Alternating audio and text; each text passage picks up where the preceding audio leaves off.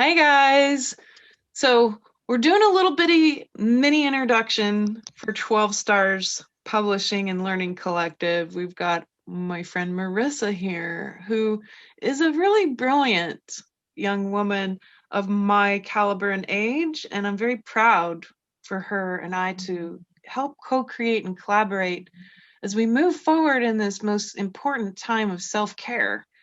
So Merissa has an incredible list of things that she has delved deep into.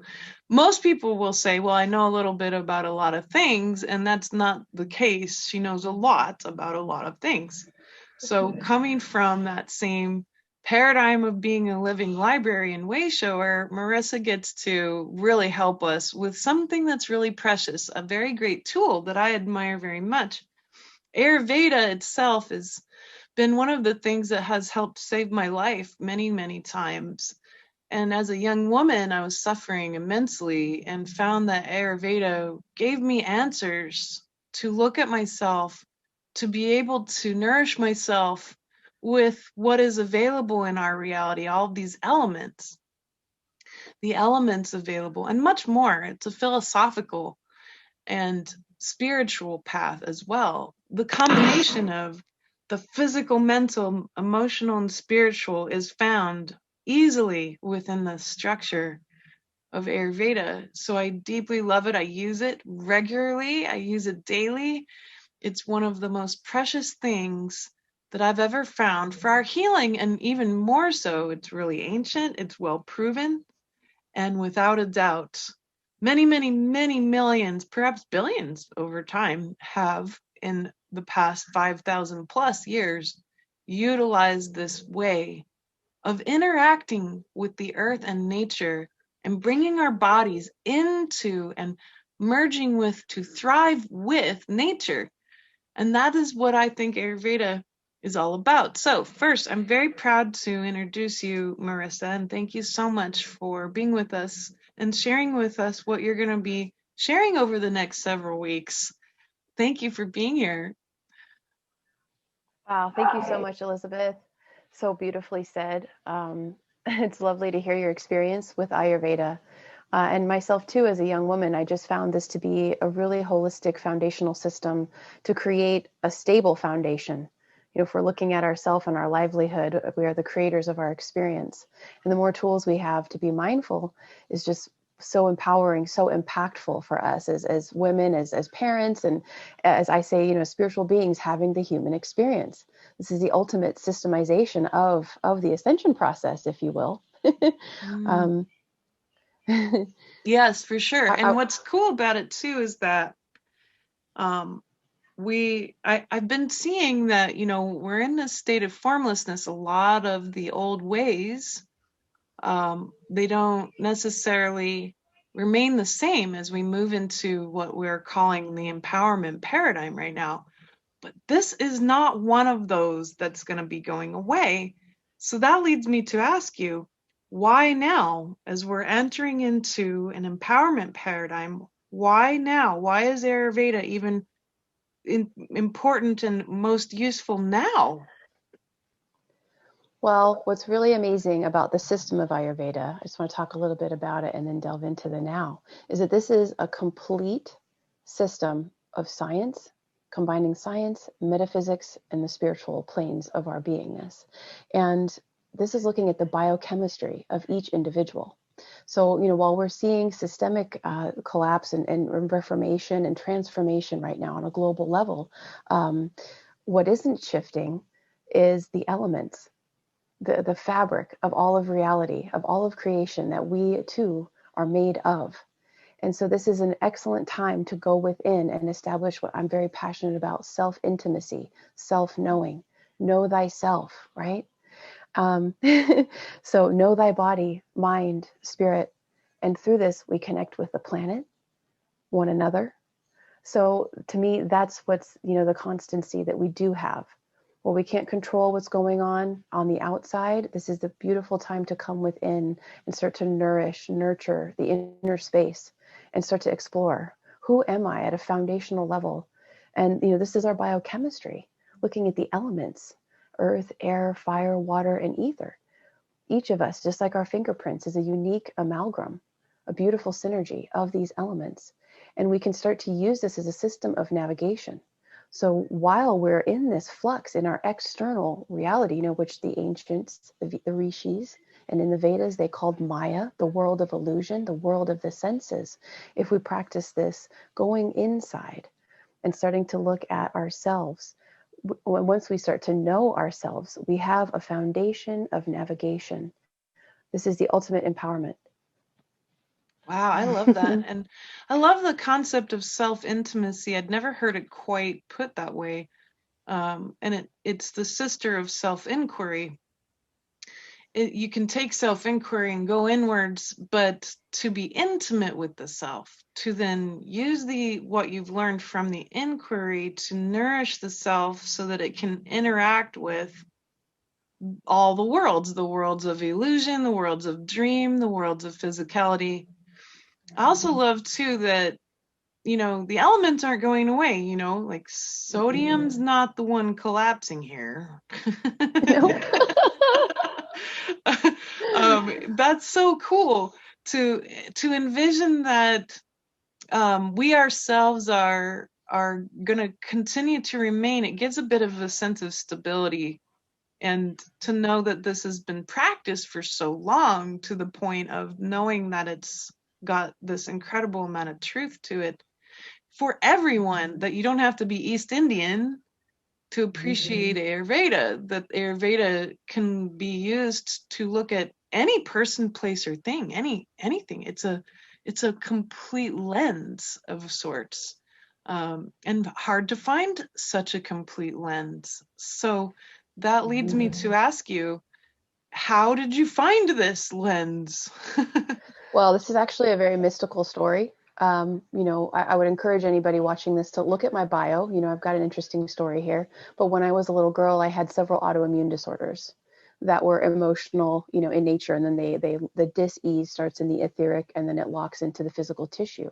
So for me, I believe that my initiation into Ayurveda, and maybe even some kind of an interesting soul contractual alignment, was with an Indian heart specialist who helped me when I was having an adverse reaction to a medication and I had a blood clot in my lung. So, I was 8 years old in the hospital, and there's this Indian doctor, and he thought of a revolutionary way to treat me. So I really feel that that was the first kind of spark of the yogi life, that I think I've had before. Many of us have. Mm-hmm. And I also, what's very strange is when I was in the hospital and I was ill, I received the transmission from my higher self, if you will, that all disease is created in the mind and in the emotions. And the longer we hold these patterns, they crystallize and they become dis-ease. And that divine source has no judgment. We have complete free will in how we wish to vibrate our beingness, how we wish to choose to live in sickness or in health, right? And so I knew these in the core of my being since a little girl. And then you fast forward 10 years, 11 years later, 18, 19 years old, I'm learning about Ayurveda. And I couldn't believe it, because the core tenet of Ayurveda is, and I wrote it down to really say it nicely, all dis-ease is caused by our forgetting our true nature as spirit. All Beautiful. dis-ease. So yeah, so it started a long time ago, and these things cycle through our lives. And it's just nice to see, oh my gosh, here's a 5,000-year-old system, of empirical evidence-based system. We have beautiful documentation of the power here, but it's all about the power of the mind. So we have so much power. And for me, the system of Ayurveda, I'm just going to read my notes to you guys, because I Go wrote ahead. so much. I wanted to give you guys so much here. If we think about Maslow's hierarchy of needs, that's the system of Ayurveda. So we're starting at what we call the gross, the elemental, the physical level. Once we start to understand how are we made, what are we made of, then we can start to see these patterns in everything in our physical experience. And from there, it progresses into more subtle realms. So we start with the body level and having this intimacy of, wow, I am. And that's the foundational piece of the I am presence. I am the I am. Mm-hmm. And from there, we take that understanding of ourselves and others into the mental and the psychological. And so what's amazing about understanding, really embodying this information of the elements within us, is that we can start to have patterns to navigate This is every aspect, from our physical aspects of being to our spiritual evolution. We see the patterns in our thoughts, words, actions, our diets, our self-care. How are we coming into all of this? And why now? You ask, why now? The rishis thousands of years ago saw the shifts of humanity. They saw the polarization. They saw the disconnection from the organic, realms of nature as we progressed. And so this is the system so that we can return home. It's the ultimate homecoming. Come home to Wow, I self. just love that. So full of light, the ultimate homecoming. Ayurveda really, in that lens, it's not so much then a study or a science, it's a path. It's a path. And certainly, I think you and I both being attracted to this early on, that's a clue, right? It's a clue that many of us who have brought Ayurveda through it in our lives, especially as modern women and men, being interested in it, being drawn to it coming into our attention, either through some wild health event like you and I've had, or otherwise, and then being able to apply it to modern life for wellness, for an ongoing attempt at being able to feel like you're comfortable in your body. These simple things that we take for granted because of the systems of power over, teaching us to really drive ourselves like slaves into energy and into not caring about the food being, for example, a means to an end instead of it actually being the means and the end. And those kinds of things. I love Ayurveda because it helps you to begin to perceive mystically, mentally, emotionally, your connection to everything. And that's so pure. It's very pure. And it comes through from your pure heart about this. So here we have this series coming up. And of course, Ayurveda really can't be taught in a single setting or sitting. Or session.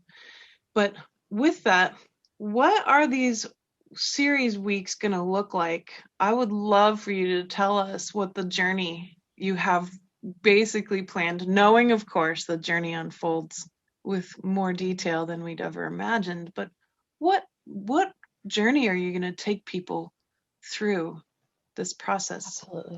Absolutely beautiful. Thank you. So really, we're going to start with the basics. We're going to take it back to the foundation. And so week 1 is body level. It's learning your dosha, which is the Ayurvedic term for your bioelectromagnetic constitution. What elements are you made of? So we're going to do a dosha quiz, and we're going to talk about the doshas. This information is very holistic of our beingness. So it's taking into account our physiology, looking at things like bone structure. So much. So our physicality, our physiology, also our psychology, our lifestyle. And we're going to be discovering your unique biochemistry of elements. So that in itself would be, that first class. Just let's get a basic understanding of who we are at an elemental level and what is this starting to mean. Yeah. So that's week 1. Want me to keep going with the weeks? Oh, please. Okay. So week 2, now you see we're going to progress now into a little bit more subtle. We're going to go body and mind level. So this is diet, digestion, immunity, detox. It's really bringing all of it together. I wanted to go more in depth here. I have some other notes. This is, looking at now taking that information of understanding your dosha and starting to apply it to the basic foundational pieces of our life, our lifestyle, our diet, our proclivities. You'll notice you're going to see patterns in, I like to watch this kind of a show. I like this kind of music. I like this kind of exercise, this kind of sound, this kind of debate, or I like to talk this way. I move this way. You're going to start to see the patterns of, oh my gosh, look at my lifestyle habits are actually, unbeknownst to me until now, dictated by the very elements that I'm made up of. And this also ties into the weather, so we're going to be looking at the weather and how, because that's all elemental as well. And it shifts with us as well. So that's week 2. Week 3, we're getting even more subtle here. So this is mind and spirit level. So this is sacred self-care through Ayurveda. So we're going to start to look at yoga practices, now the self-care practices by dosha. Let's take it deeper in. So we got yoga. There are so many different practices. Ayurveda is actually one of the first practices that used aromatherapy, working with essential oils and things like that. Color therapy, sound therapy. So this is starting to master a balanced lifestyle through the qualities of matter. And then week 4, we're getting more subtle, more subtle. And week 4 is really the wrap up of the goal of Ayurveda. So week 4, we're looking at spirit and soul level, spiritual recalibration tools with mindfulness and meditation practices. And again, these are all going around your dosha. What is your elemental constitution? What age are you? And where do you live? All of these factors come into play because we are at a constant interplay through our energetic fields. We are constantly exchanging information with our environment. So your age comes into play. You've got cycles upon cycles here, and so really, I wanted to say, the ultimate goal of Ayurveda is to start at the basic level of our physical beingness and embrace that, master that, love it up, and transition to soul awareness and unity consciousness. So this is why I say now more than ever, this practice is so vital for us, Wow, it's powerful. I love that people are going to be able to walk away with an entirely complete understanding. Those 4 most important quadrants are covered: physical, mental, emotional, spiritual. And then them being able to say, okay, so that's why I love iced drinks. Or sorry, we have a spicy food. a fly friend visitor who's been really interested in our conversation. Yes, why do I like spicy food? Or, why does my body react to chocolate? Or, all these questions that we normally have. And if you go to like a Western doctor, they're going to be like, well, your cortisone levels are right? But in Ayurveda, you go in and you say, all of these things are made of the elements, and so are you. You're not separate from them. It's about how do I thrive with this constitutional makeup. It's the same as, why does a certain tree thrive in a very specific environment? Is it the environment? Is it nurture or nature? It's both. It's both because of evolution. Use that concept of nurture and nature from the very basis of elemental see, he just wants to hang out. That's what's so cool is people can really walk away now with that and they'll never see the world the same. No, exactly right. Like this is like I've spent years consolidating this system because you could spend your entire life studying Ayurveda. When you think about the holographic universe or the quantum reality of all of creation as we know it, it's infinite, it's vast, and it's you'll never stop learning about it. But I've consolidated this system uniquely into working with the elements of creation, which we are a part of, and looking at the qualities of those elements. And if you have those 2 foundational pieces, you can take this as deep as you want to go with it. When you understand what you're made of and that like attracts like, because we live in an electromagnetic universe, right? Oh my gosh, you start to see, all of my lifestyle patterns, all of my eating habits, they've all been creating imbalance because you're taking more of what you're made of and not balancing out those qualities. So if you have let's say a lot of movement and you're never still, that's going to create imbalance, just for one example, So that's what's so wonderful about this, is really trying to consolidate this vast information for you guys. This is timeless wisdom, but it's all applicable in the now, in the modern age, more than ever.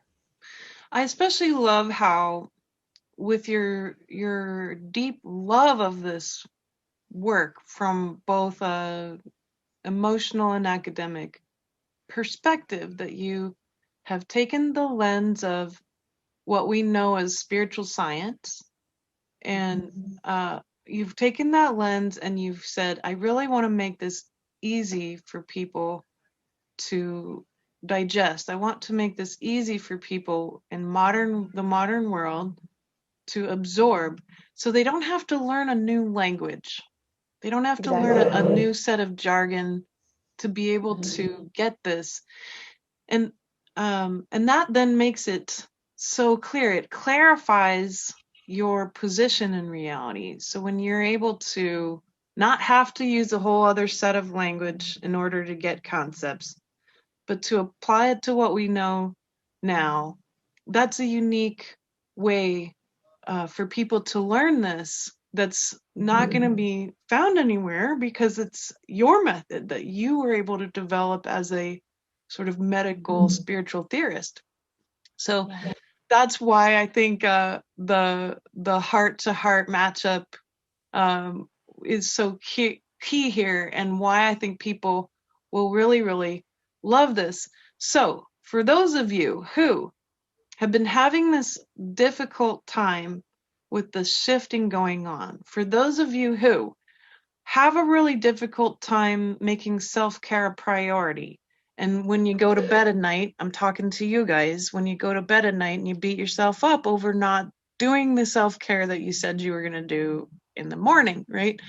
Or for those of you who understand Eastern concepts, understand Western concepts, science and spirit, but are always trying to merge them into some kind of practice or practical way of living that makes sense, that's nourishing, that helps you thrive with nature, not separate from it, this is going to be for you.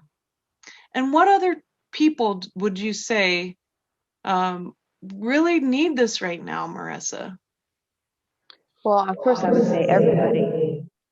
But I Yeah. want to say that, I'm a single parent, right, and a serial entrepreneur, right, and a way shower, and so I have a lot on my plate too. And so I just wanted to always try to help people remove that construct of I don't have the time for myself, because you must fill your cup. You must fill your cup in order to go forward. And something I just wanted to say is, health and balance and radiance does not need to be complicated or expensive. This is part of our mastery. This is our destiny. This is, we all deserve to have this understanding, this foundational understanding, to know our bodies, to know ourselves, and to make conscious diet, lifestyle, and spiritual choices. I love This is that. how It we're going to go doesn't forward into have to. 2021. Yeah, Yeah. exactly. And beyond. It Yeah. doesn't have to be complicated or expensive for you to be intimate with your true self, which is the equivalent of you being intimate with all of reality, folks. There you go. Yeah. And that's how we've set it up. I'm so excited. Oh, I am too. Thank you, Merissa. Your knowledge, your heart, the clearly I can see you with your loincloth having taught so many thousands of people in India, and now you look the way you do, having come through. That light is still the same. We don't need loincloths. Now we have Zoom, so we're good. But it's so spectacular to have that, and to be able to feel that particular group of people, our age group, come through in their mastery finally. It couldn't happen before this. It's now that we come through with our mastery. And I jokingly said to someone I interviewed recently who's our age, the 30-sums are taking over the world very quietly. We're taking over the world because We've been preparing. right. We've been preparing, and we're reverent still. We're reverent still to the ancient knowledge. But we're walking in and we're helping fill in. Where we live is the path of the gap of knowledge. And we're filling that in together. And we do it by showing, what does co-creation and non-competition really look like? And that's what this is all about. And so it's my greatest pleasure to celebrate you and what this work is all about. Thank you so, so much. Thank you, Elizabeth. That's beautiful. And I wanted to say, everybody, in 2021, when things settle a little bit, as far as everything that we're doing behind the scenes here, we got to finish this year. But there will be a book through 12 Stars Learning Collective. We'll be coming out with that at some point in 2021. Just know it's the simplification of Ayurveda. We're going to do the Ayurveda for you guys. You have it, Yes, and there'll be so much more. There'll be retreats, and we're gonna do so much for so the exciting. community. Yeah, Get ready, everybody. Yeah, get ready. Get ready. This is just the beginning. But come get a taste of Marissa's teaching, her immense amount of knowledge, and really sit in that field so that you can walk away with something that is so precious, the truth of self-intimacy. and how it is going to help support the sovereign service and empowerment paradigm from here. If you want to rebuild your life, if you want to see this world rebuilt, you start with you. And Marissa's going to help you. Oh, beautiful. Thank you so much, Elizabeth. Thank you for everything you do and for this opportunity. Thank you. It's my greatest pleasure in life to be able to do this with you. So, folks, there you have it. I hope you'll come and join us. And when does your first class start, Merissa? Let's see. I believe it's November 6th, Friday. So we're going to Perfect. do 4 Fridays in a row. Yeah. And it's only 4 Fridays, and that's going to be so much information packed in, and you'll be able to have it forever. So I hope you'll come and join us starting November 6th. And furthermore, after the live event, that event will be available still. So if you're hearing this and it's already 2021, it's probably still available. Please come and join us indefinitely to work with Merissa in this way and get what you need now. There's no reason to wait. And we've tried to make it as affordable, accessible, and supportive as possible. So we're here for you, Merissa, myself, and the rest of the 12 Stars community. And again, thank you so much, Merissa. Namaste. Namaste. Thank you, Elizabeth. Thank you, everybody. Take care.